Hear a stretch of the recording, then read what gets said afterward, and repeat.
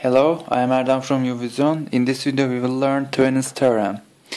In some cases, while some part of the circuit remains the same, some part changes over and over, and we call that part as the load.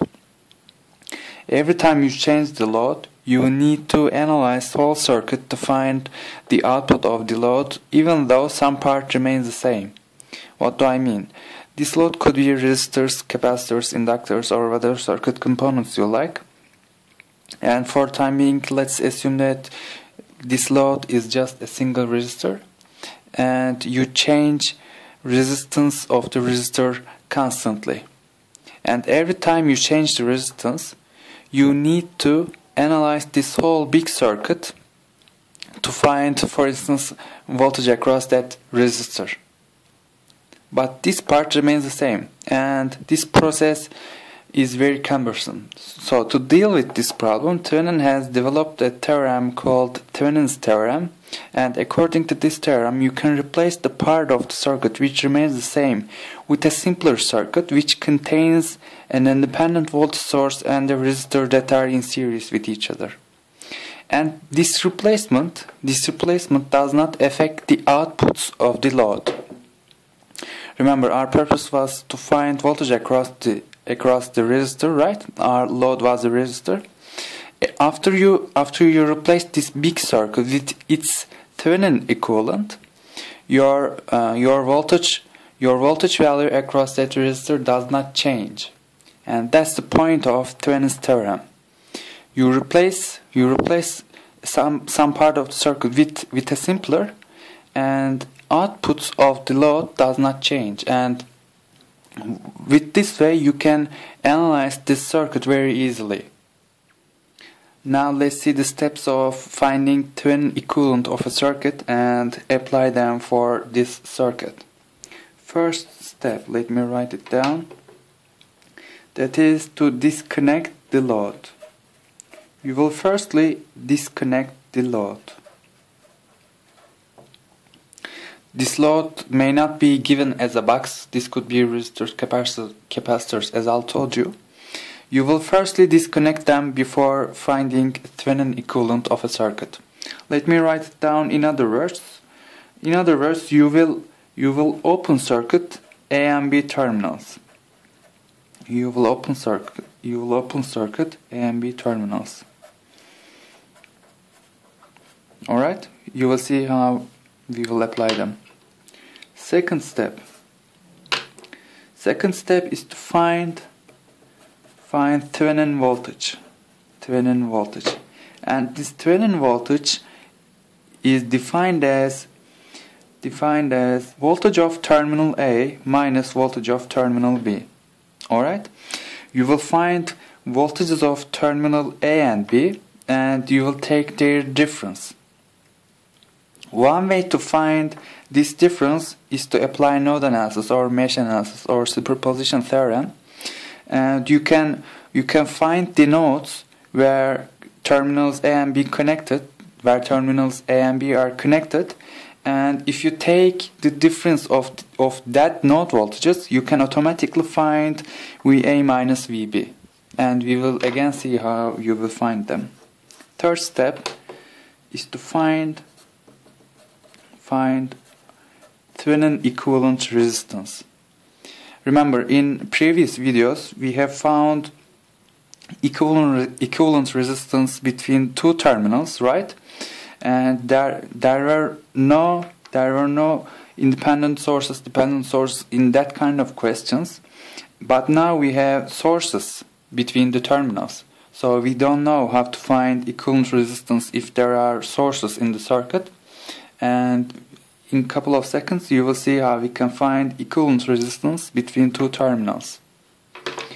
Fourth step, that's very easy. Replace everything. So you found VTH and RTH, and remember, in the equivalent circuit you have an independent voltage source and a resistor.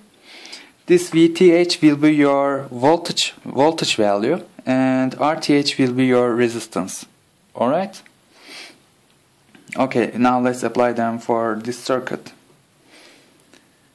Let me write here one. I will redraw the circuit after disconnecting the load. Disconnecting the load means open circuiting A and B terminals, so I will just remove the load and I will draw the circuit.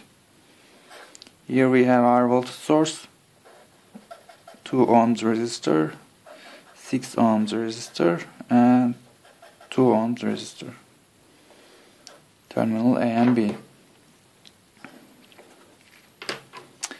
And here we have 12 volts, 6 ohms, 2 ohms, 2 ohms.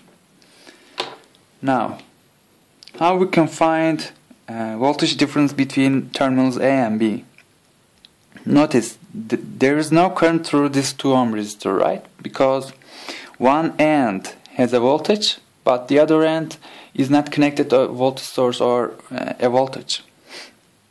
So you can automatically say that this terminal A has voltage of this node, and terminal B is already connected to this node. So by node analysis, mesh analysis, or whatever you want, we will find voltage of these two nodes and we will take their difference. Actually, finding these node voltages is very easy, right? Assume that this is your ground node. So with this action, we have assigned 0 voltage to terminal B, right? And from going this node to this node, you have increasing voltage by 12. So voltage of this node is 12 volts simply. And we can apply a voltage division here to find voltage of this node, because current will flow in this direction, right? In this direction. If voltage drops in this resistor by 1, then it will drop in this resistor by 3, right? So the voltage of this node is simply 9 volts. An easy algebra. So what is VA minus VB? VA is simply 9 volts and VB is simply 0 volts. So we found VTH now as 9 volts. So this was the first step. Sorry, this wasn't the first step. Actually, I have combined first step and second step. I have found VTH, so now let's move on to third step. Finding VTH.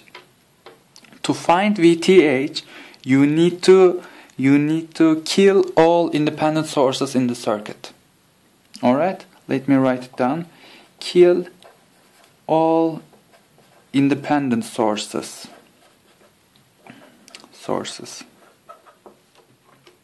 Here we have a voltage source, and to kill that voltage source means replacing it by a short circuit. So I have replaced it by a short circuit. I have here 2 ohms, I have here 6 ohms, and I have here again 2 ohms. Now the step is to find equivalent resistance by these two terminals. That's very easy actually. In previous videos we have learned how to find equivalent resistance between two terminals.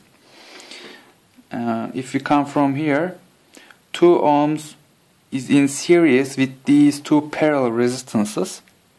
These two parallel makes 12 over 8 ohms or 1.5 ohms, right? If you add these two, you can find equivalent resistance as 3.5 ohms. 3.5 ohms, and this is your RTH, equivalent resistance between A and B terminals. So we have now also found RTH as 3.5 ohms. Now you may ask that what if there are dependent sources in the circuit? Well, there are questions like that. Again, you will let me write this down. If dependent sources, you will firstly kill all independent sources again. Kill all independent sources again. Then connect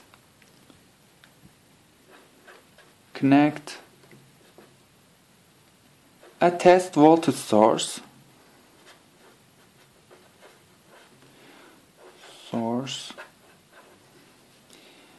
between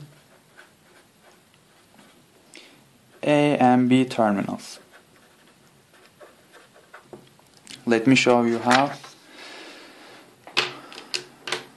In this circuit, assume that we have a dependent source like this. All right. Doesn't matter if current source or a voltage source. We have killed the independent sources, and we will connect a test voltage source, and you will connect it like this between A and B terminals. This is a test voltage source, and we call that as VT.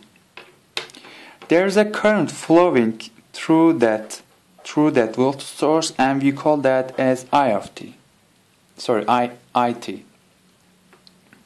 To find RTH in this situation, you need to divide this VT by IT. So RTH in this situation is simply VT over IT. Most of the times, for simplicity, we give this VT as 1 volt, and when you find the current, inverting it gives you directly RTH. So if dependent sources in the circuit kill again all independent sources, then connect a voltage source between A and B terminals, find current through that voltage source, and divide voltage value by that current value. And be careful with the direction of the current. That should enter from minus terminal of the test voltage source. Alright? Divide voltage value of the voltage source by current through it to get RTH. Let me make one more remark. The part you will replace must be a linear circuit. If that part is not linear, you cannot apply Thevenin's theorem to find a simpler version of that circuit. We have a linear circuit here. Actually, we have resistors and an independent voltage source. Please remember the linear circuit discussion. If you don't, please research them. Please research for it. That's an important thing. And that's all for this video. Thanks for watching.